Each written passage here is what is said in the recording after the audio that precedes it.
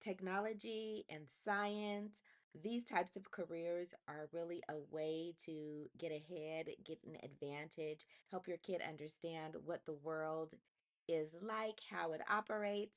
And our special guest today, Tawanja Kittrell, is going to talk to us about how to get our kids into science and help them get into a career of that nature. Hi, thank you so much for joining the Falling for Learning podcast. We have this podcast to help parents and caregivers with having the resources, strategies, and tools needed to make sure that their children are on track for learning and to stay on track for success.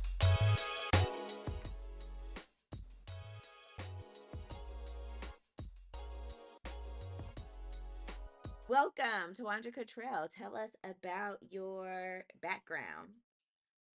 Hi, so I have a pretty heavy STEM background. I did most of my career in the fire services, where I served as a firefighter paramedic for most of my career. And then the latter of my career, I was actually an arson investigator. I've traveled doing investigations both statewide and also in an abundance of states as well. And I also worked specifically with an insurance company where I will also travel to do investigations, which would basically be me doing scene examinations, collecting evidence, and all that other cool stuff as it relates to science. And also, I've been an educator now for several years. So, Wow. again, my background is really heavy in healthcare, really heavy in healthcare and forensics. Wow, so impressive. So, can you tell us as a kid, like what got you into learning? What got you into science and, help lead to your career path? It's pretty interesting because when I was younger, I really knew really early on that I wanted to be a doctor. So I remember me doing a lot of exploration stuff outside. So I was really into plants, I was really into insects. So I found myself dissecting bees and any other kind of insect that I could get my hands on. But I really started off wanting to go to med school and fulfill that dream to become a doctor. All right. Okay. And so tell us about your education background and, how we went through, you have all those different experiences that you bring to the classroom as an educator.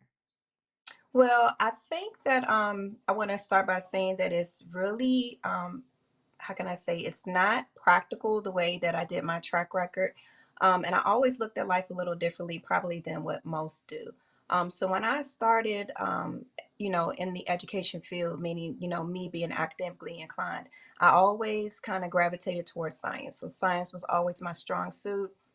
Math, I was also strong in that. But I realized that when we look at the world and just everyday life, and even back then when I was younger, that everything kind of constituted with medical law and also health.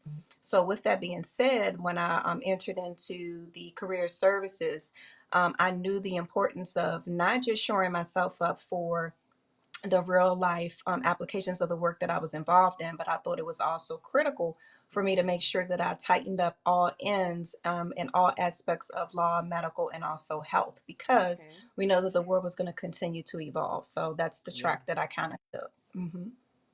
Yes, and I really like, highlight you're talking about how the world continues to evolve.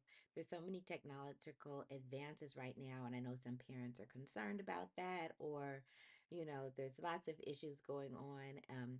What can you talk to parents about to help them get their kids into science and really thinking about the implications of some of these technological advances as they get older? Well, I think that one of the things that they could do, which is very simple, is allowing them to keep a journal, documenting their feelings about the process of, different things that they encounter, not only just in life, but even with their subjects that they're studying. When you realize that you take notes and about how you Okay. feel and different things that you are curious about, and you kind of have the opportunity to go back and reflect upon those things, it does give you a grasp of where you can go and how you can evolve from that. And I still Yeah. do that even now to this day. Okay. All right. And so when you're thinking about your pathways, like what are some like study skills or some things about science specifically that really fascinated you, like to help kids as they are thinking about choosing a career path in some type of area of STEM? Well, I think we have to get out of the traditional. Science is what it is. It's science. It's everyday life. I don't think that there's no one way to do anything, and I think that sometimes that's the problem and why kids are disinterested and they're not as active as they should be. When we look at what we cook with, when we look at what we bathe with, when we look at the clothing that we wear, everything we do evolves around science. So it's always something that you can put your hands on. So I think that exploration and I also think that application and making the connection between those applications is very important. So, doing all kinds of things like just simply looking at the climate, just looking at the foods that we eat, looking at the different things that we wear and the smells that we smell, helping make those connections. And that's something simple that we can do with very little money or no money at all. I think that sometimes we just kind of look at it as being something that we always have to be in the classroom for. And I don't agree with that. I think it's, it crosses the line with you being outside. It also crosses the line with you actually looking within yourself, because even Mm. within ourselves, we are also that walking science prototype in that walking science model. All right. Well, let's unpack a little bit of that. So, when you talk about clothing, which of course our kids are very much interested as, they're high school Mhm. and middle schoolers, what connections can we make to science and technology when we're talking about clothing with kids? Because we know a lot of guests don't know and you have that expertise. So, let us know. So when we talk about clothing in itself, there's a lot. So we have to look at the type of material that it's made with. A lot of people have environmental allergies. And Mm. again, those environmental allergies can also make the connection with your clothing that you wear. Color is very important. Because again, if you're allergic to certain things, dark colors may pose an issue for you, in particular, like black, navy, because they bleed. And it depends on the chemicals that they use to treat the fabrics that we wear. So, Okay. wool is, some people can wear wool, some people can't. Cotton blends, rayon, and so, and certain fabrics like that can also have interactions with your chemistry. So again, anything that the skin has in contact with, or the things that can be absorbed through the skin, can also pose an issue. So clothing is definitely a big one, and that's why I said that even with the technology that we have now, there's a lot that we can learn from that because we have the 3D printing. We have the Mm-hmm. back in the day ways how, we actually put our hands on and we did the manufacturing ourselves. So Okay. everything doesn't have to be a quick fix or a cookie cutter piece. But I just think that we have to kind of look at where we are and where we're evolving right now, because a lot of things are being added, which are also leading to cancer and other diseases. So we really have to be mindful of that. But with the technology and a lot of the studies that we have now and the biochemistry and things of that nature, it makes it a little bit easier to kind of target in on those specific factors that are having, I guess I could say, bad outcomes when it comes to health. Okay, so that's really insightful. So, just thinking about the type of clothing they may wear, it may give them allergic reaction. And I know a lot of teens, as they're going through changes and puberty, they may Mhm. become sensitive to certain things. They might get a lot of Mhm. acne, and connecting that to science. And then later on, they could connect that to a career. So, I really think that was really important. As parents, we don't really think about that. Are there some sources that we could get information for like clothing or like, how technology relates to clothing or, the type of dye that's used? What kind of like websites or books or something where we could look? Well, it's interesting you asked me that, but there's definitely a new site that is actually located in Baltimore, Maryland. And I want to, I'm bringing that up for a reason because, I worked with Girls in Technology for a while. So that was one of the field trips that we took. And it was actually a new location in the Baltimore area. I believe the last time I went there, had to be 2017. I believe that's when it opened up. But it's a 3D printing manufacturing location. Not only is it a 3D printing location, but you actually can go sit down and you can actually have a whole session where they teach you the process of 3D printing. It also shows you how 3D printing is integrated in certain industries. And it also allows you the opportunity to have that hands-on exploration. I think that that is the only location that I know that is local. Again, that's in the Baltimore area.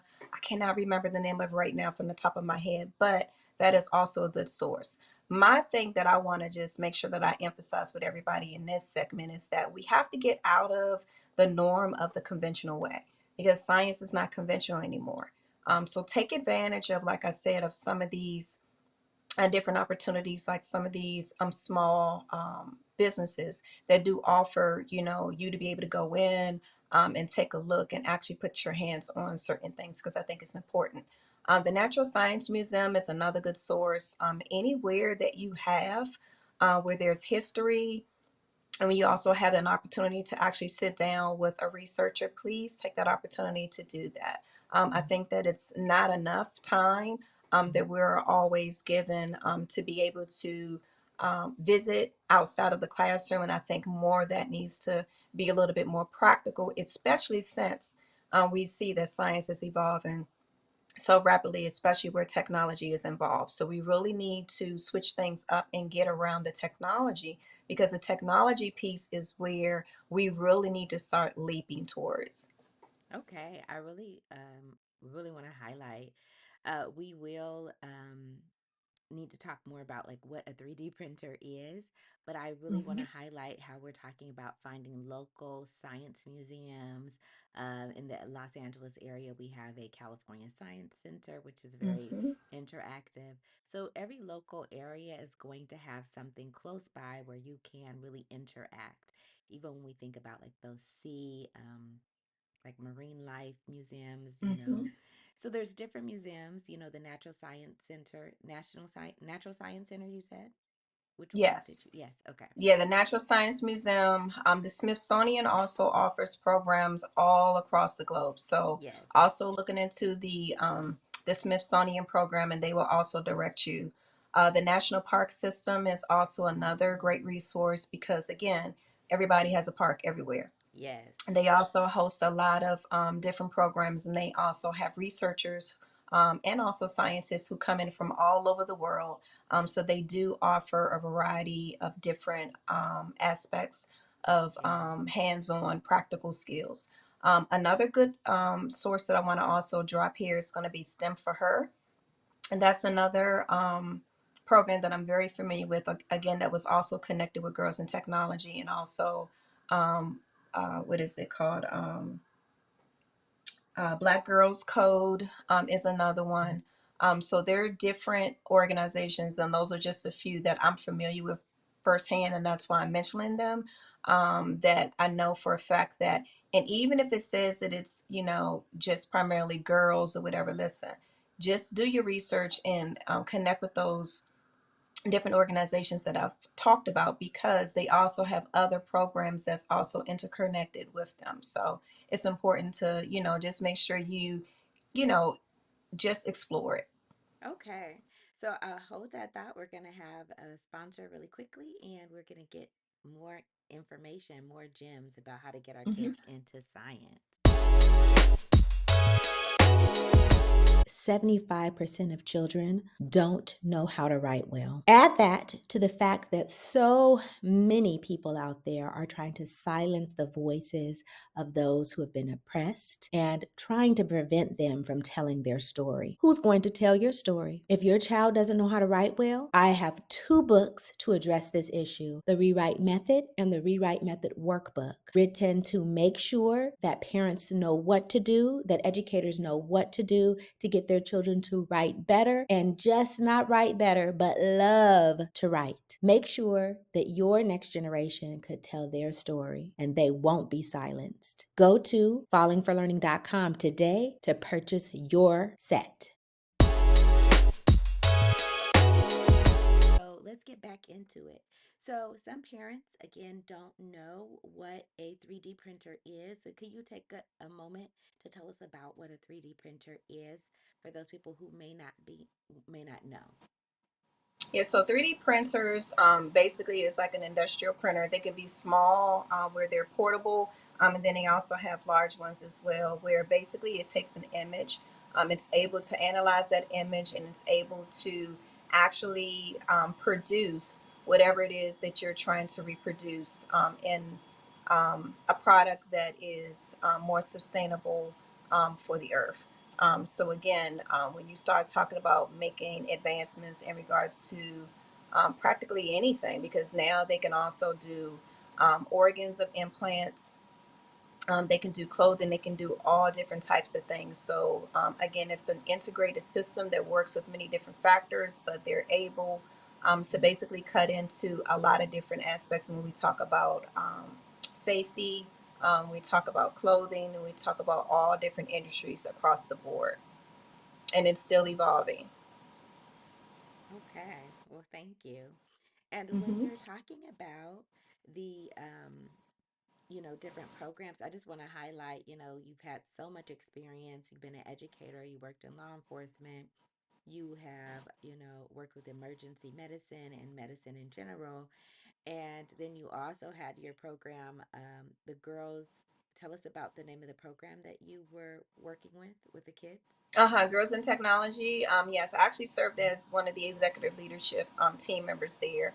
And I served as a school liaison. So my role with that was actually connecting and recruiting high school students from all over the Washington, D.C. and metropolitan area to invite them, especially into the STEM related fields. So what we Mm-hmm. would do is introduce them to STEM fields, STEM opportunities, and also help them to apply for scholarships and actually get them situated with starting to outline what their dreams and their goals were for college outside of high school. So we allowed them to enter in the program from ninth grade, and we followed them all the way until 12th grade. And then we also had a program which was a step after high school as well. All right. So such a wonderful program.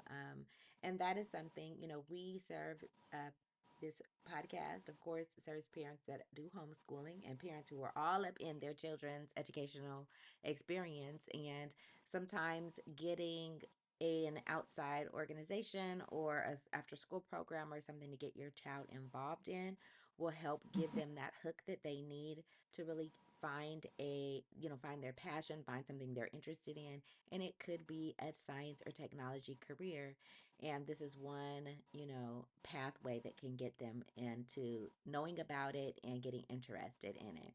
So check it Well, I out. want to also Right, Go but I ahead. want to also say too that it's not just about the science program. So when I first started doing investigations, I'm gonna tell you, I was really, really, really amazed at all of the different types of opportunities that exist. And it's not just science, but they are just small.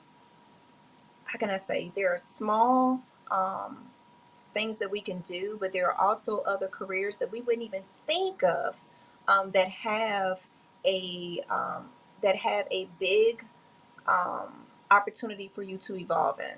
So one of the things that I learned is that when I first started doing investigations, I was responsible for bringing in a lot of experts. So in Okay. particular, depending on the type of situation it was, I would actually have to get a expert, or I would say somebody who had a background in electrical or mechanical. Okay, Okay. so normally Mm-hmm. when we look at a somebody that's an electrician, we just look at them as, oh, all they know how to do is to hook things up. No, listen, anybody who gets a trade, this is where I'm getting ready to tell you to start opening up your mind, because there are a lot of different agencies and industries that could utilize you to be on their investigative teams, and you can Okay. travel all over the world. You wouldn't have Mm. any idea, because again, they don't really talk about these type of opportunities. So you just being somebody who has a specialty in electricity, or somebody who has a specialty in mechanical, there are Mm-hmm. so many different things that you can do in that field. So there's so many different industries. So you talk about the manufacturing, you talk about the the product improvement. You talk about the safety enhancements. There is so much that you can do. You just need to get into something, and you just need to just be curious. Okay, Yes. because like I said, I didn't realize that even with me being an investigator, that there are still so many other open doors that you can open, but you have to be able to be curious, and that's what it's about, being curious and asking the questions. Because a lot of times things that you think that's going to be given to you, it's not going to be given to you, but you also have Mm, to ask the right questions in order for you to stumble into something different. And that's what I okay. did. All right. Well, thank you. So you heard it here, something that maybe you may not know, it's not really advertised or talked about that much, but how one specialty can help lead to a lot of different opportunities for you. So she knows, so make sure you lean in, look at, these the information that she is giving. We're going to have lots of resources in the show notes so that you can access it and help, look at what may be a fit for your child, for your personal schedule, and all of that. Okay. So that's great. Okay. So when we're thinking about, you talked about some things that we could do at home, right? Hmm. Taking our kids to the museums. Um, and you also talked about, or this made me think about, right? So different, maybe experiments or activities that you could do Hmm. with your child, especially as they get older. We want to keep them involved, right? Little kids tend to be easier to get excited and all of that. When we think about our adolescents, our teens, and our tweens, what are some activities or experiments or something like that we could do with our kid to keep them interested in science, curious about their environment? Well, we want to definitely start talking to them as if they are scientists. So I'm really big Mm, on affirmations, but affirmations also does not just have to be limited to just you're beautiful, you're smart. No, you need to talk to them like they're a scientist. If they're an inventor, and you see you have a child that is very curious, and that's very hands-on with certain things, you need to talk to them like they are a scientist, because the more you talk to them as if they're actually in the field, the more that it will start to carry in their spirit. And again, it would also help to increase their mm, curiosity and their adaptability to learning new things that's related to the things that they like to do. Also, scavenger hunts. Be creative in collecting things that's around the house, things that may be outside, and creating a scavenger hunt. You can always come up with something. Look at some old movies. One of the ones that I love is Back to the Future. So, Back to the Future okay. 1, Back to the Future 2. We sometimes overlook some of the things from the past, but the things from the past is what we have now accelerated into the future on. So look at some of Mm, those old movies. Make it, make some time to actually sit down, look at those movies, and you can even come up with different themes inside your home. Put some snacks together. There's other things that you can do to kind of bring that feel. okay. And you never know that it also may be something from the movie that you can also integrate into a fun activity that you can do post the movie. Mm-hmm. Another thing I want to talk about is cooking. Cooking, cooking, cooking. We do that. We have to survive, right? Yes. But there is so much that we can do with cooking as it relates to science. And so when you start talking about experiments, looking at if we mix certain things, we get this color. We do this, we get this aroma. How do we use our oils? Because there are different versions of oils that we know that are good for our body, and Yes. different things that aren't so good for our body. So there's always something that we can do. Look at the labels. Are we examining the labels? You can have your children start to build their subject matter, not just for healthier foods and healthier Okay. choices, but actually sit down and look at the labels and actually look those things up and put in when you Googled it. Mm, Harmful ingredients, what are the symptoms that I can develop if this is not good for me? I did that with my classes just last year, because I talk to them a lot about the things that they eat and how it affects their behavior. If you mm, have a child that already has ADHD, a lot of the stuff that they're eating, when we start looking at our snacks, When we look at our chips and we look at our candies and we look at the higher concentrations of sugar, Okay, those wait a things minute. affect. Wait a minute. Are you saying like you were talking to the kids about like the hot Cheetos and stuff like that that they're eating? I'm talking about the honey buns. I'm talking about the Okay. Doritos. I'm talking about all of the stuff that they eat that we know that are campaigned very frequently to our kids, even Yes. the soft drinks, all of those things. If you read the first, I'm saying like the first three, the first four, the first six, they all tie back into the behavior piece. So again, if you Okay. have a child that has a learning disability, as again, some of these learning disabilities also come about because of different environmental factors and different things that we also indulge in. And so I Okay. tell people, do not be surprised that if you change your diet in the way that you do certain things when it comes to your diet, you will also see that you are opening up yourself and you are cleaning out certain things out of your system so that you can realign yourself. Because a lot of the stuff that we have and a lot of different processes that we are embarking upon when we start talking about behaviors and moods and emotions tie back to your healthy eating or not.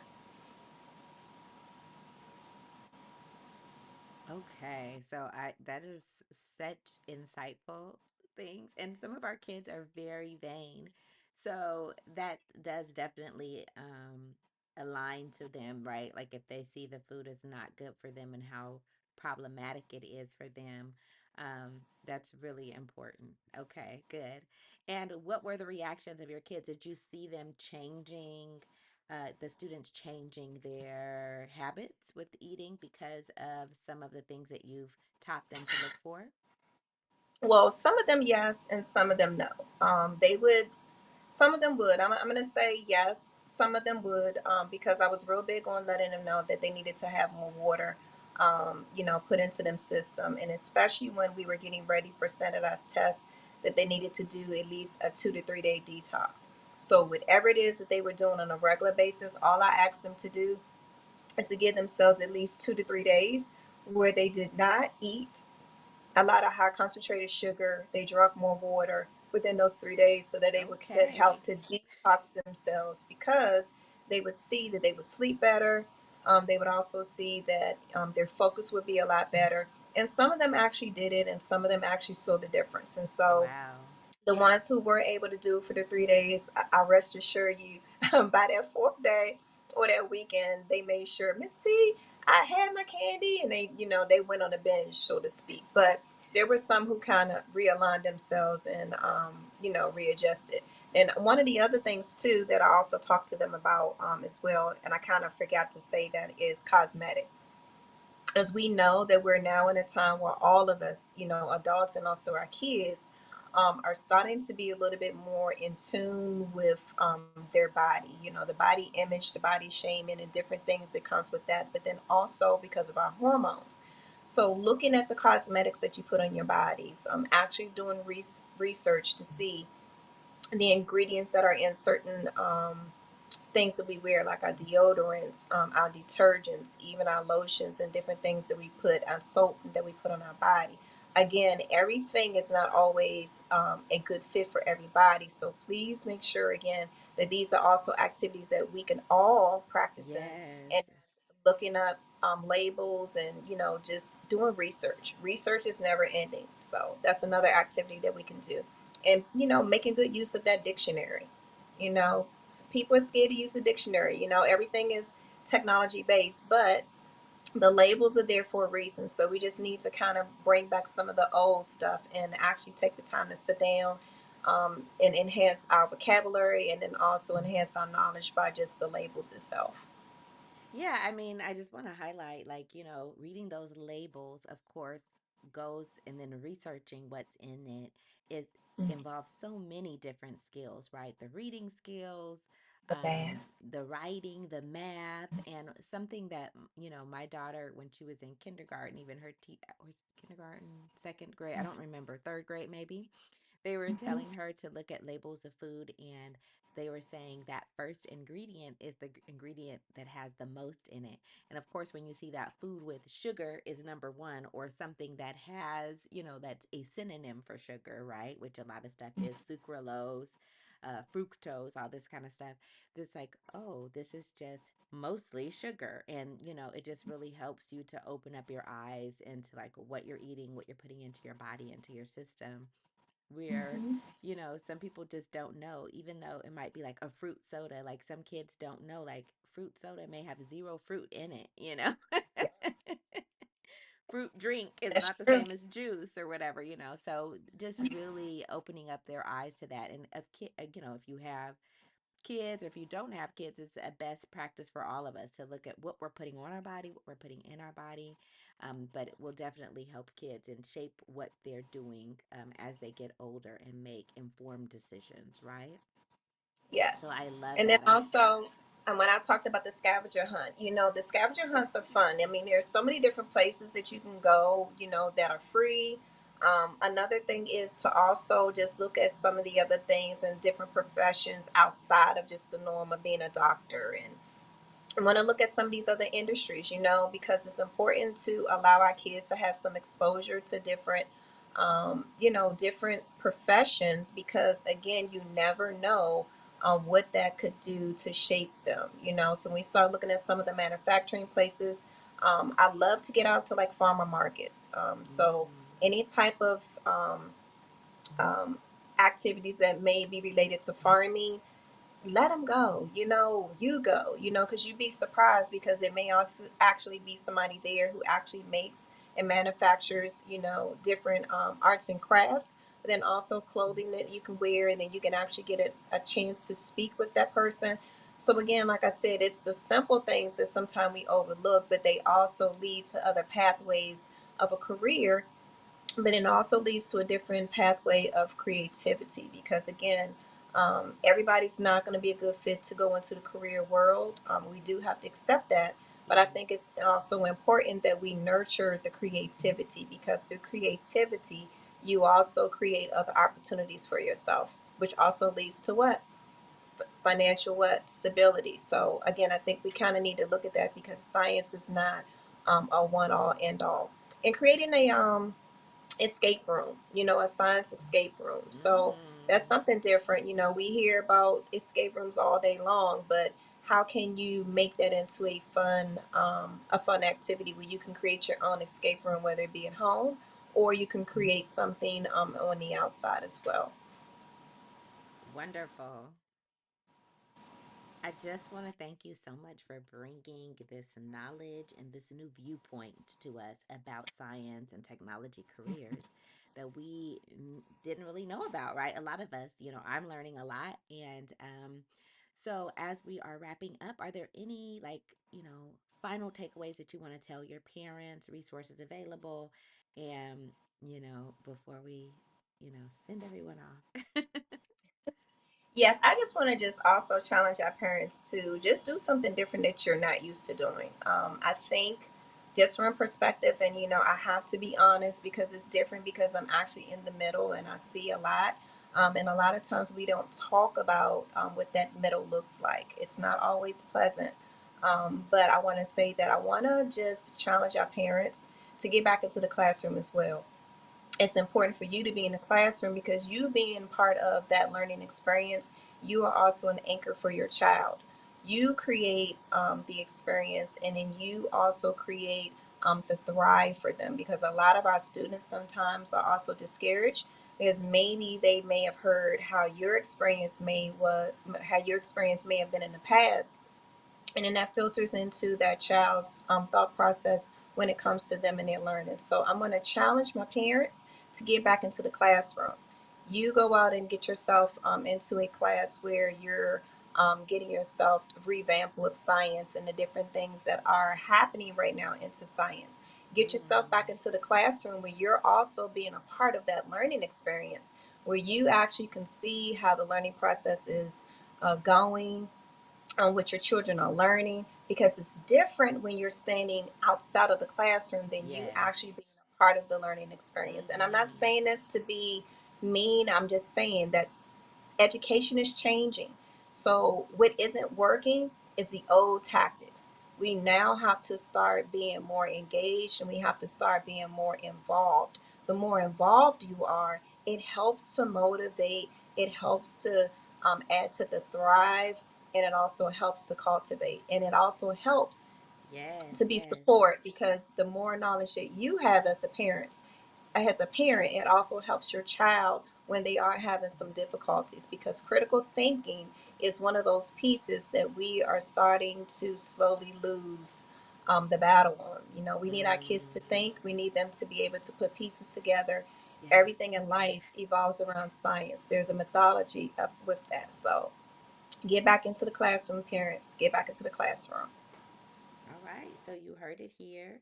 A challenge for you to get back in the classroom, you helping in the classroom, you doing some learning yourself in a classroom. All right. And again, we thank you so much for joining us. Is there a way, if people want to have questions or you have some resources for parents and families or other educators out there, where could they get in contact with you or reach out to you? Yes, I'm also available as well on social media. So you can reach out to me at Pursuing Possible. I also do trainer experiences for my parents. And then I'm also going to be starting a new program specifically for my youth as it relates to getting them academically. Um, Inclined with their test strategies when it comes to Okay. certain things that they need help with. So, yes, they can reach out to me at Pursuing Possible on Instagram. And then you can also follow me on YouTube as well at Pursuing Possible. All right. All right. So we'll be in touch. We'll put all of this is in our show notes and Mhm. we appreciate you again for joining us. And Everyone thank have you. thanks. Everyone have a great week and make sure you do something today that your future adult children will thank you for. Thanks again for supporting the Falling for Learning podcast. New episodes go live every Saturday at 5 p.m.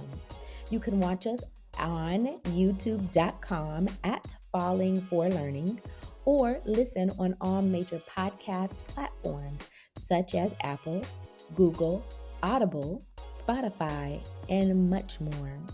For more resources, visit fallinginlovewithlearning.com. We really appreciate you. Have a wonderful week.